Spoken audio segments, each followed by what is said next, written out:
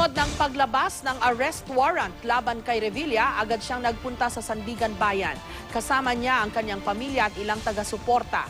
Wala mang inirerekomendang piyansa para sa kaso niyang plunder, naghain ng petition for bail ang kampo ng senador. May report si Sandra Aguinaldo. Love you, Dick. I love you too. I love you too. Hindi na napigilan ni Senador Bong Revilla ang emosyon habang nagpapaalam sa kanyang amang si dating Senador Ramon Revilla Sr. ilang oras bago siya pumunta sa Sandigan Bayan para sumuko.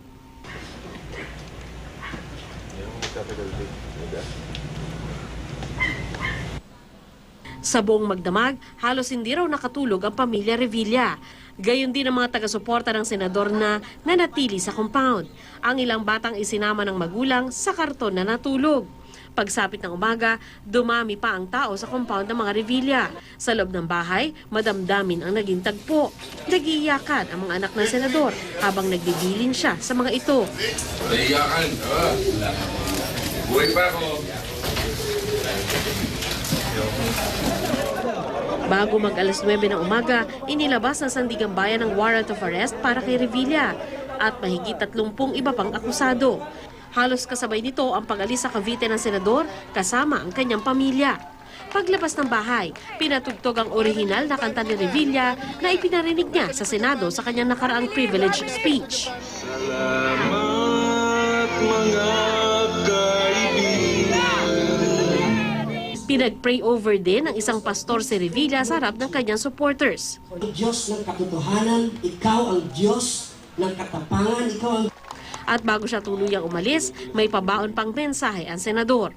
Maaaring maikulong nila si Bong Revilla, ngunit hindi nila maikukulong ang pagmamahal ko sa inyong lahat.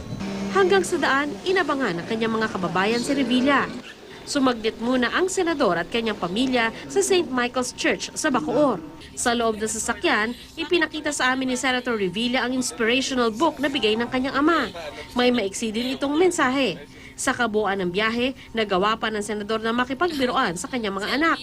Pero naramdaman ng tensyon nang malapit na siya sa Sandigan Bayan.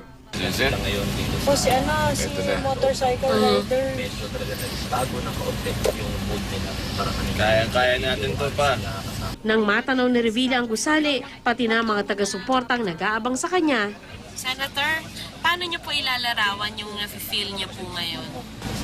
Parang kandilang nauubos.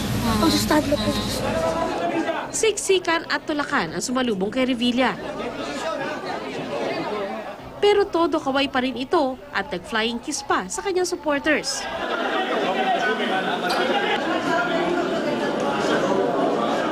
Idiniretso siya sa sheriff's office.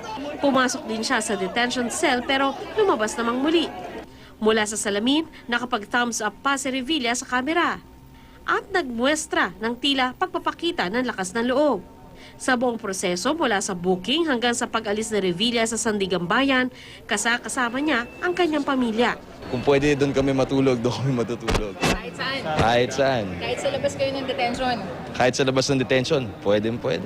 Buo rin ang suporta ng mga umiidolo kay Revilla, kabilang na ang kanyang impersonator na sinamahan pa ng look-alike ni Christopher De Leon. Unang-una, lalabas din ang katotohanan niyan. Kaya nandito po ako para sumuporta rin sa kanya.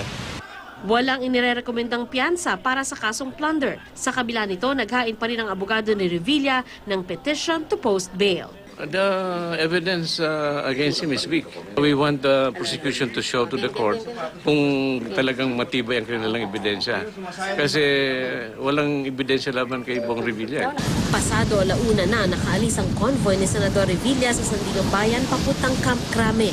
Dito sa Camp Crame humantong ang convoy ni Senador Bong Revilla Jr. Walang piyansa ang plunder pero hiniling ng kanyang mga abogado sa Sandigan Bayan na payagan siya makapagpiyansa. Sa ngayon, umaasa na lamang si Revilla na mapagbibigyan ang kanyang mosyon. Sandra Aguinaldo, GMA News.